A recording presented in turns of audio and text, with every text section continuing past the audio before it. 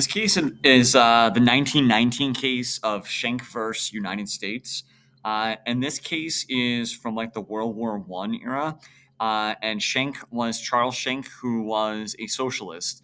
And what he was doing was he was distributing like leaflets, like pieces of paper that encouraged people not to report that were drafted into the army in World War One. He argued that essentially the draft was a violation of the 13th Amendment. He looked at it as a form of slavery. The leaflets urged people to disobey the draft. But again, they only were engaged in peaceful sort of like actions.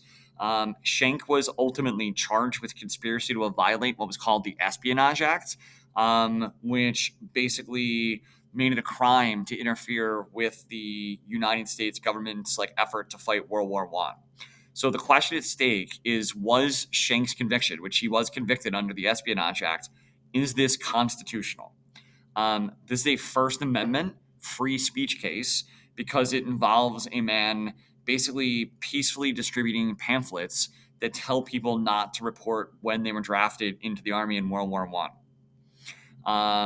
The Supreme Court unanimously ruled in favor of the United States, and it upheld Schenck's conviction and basically said that this wasn't protected free speech. So he basically that the argument is that the conviction was indeed constitutional because in the eyes of the Supreme Court, any kind of speech that creates what's called a clear and present danger can be restricted. So that's really the key thing from the Schenck case is the terminology clear and present danger. Any speech that causes a dangerous situation can be restricted. And in this case, if he was successful in getting people not to report when drafted to World War One, it would essentially put the United States Army's ability to fight in like danger. So again, this restricted free speech because it caused a clear and present danger.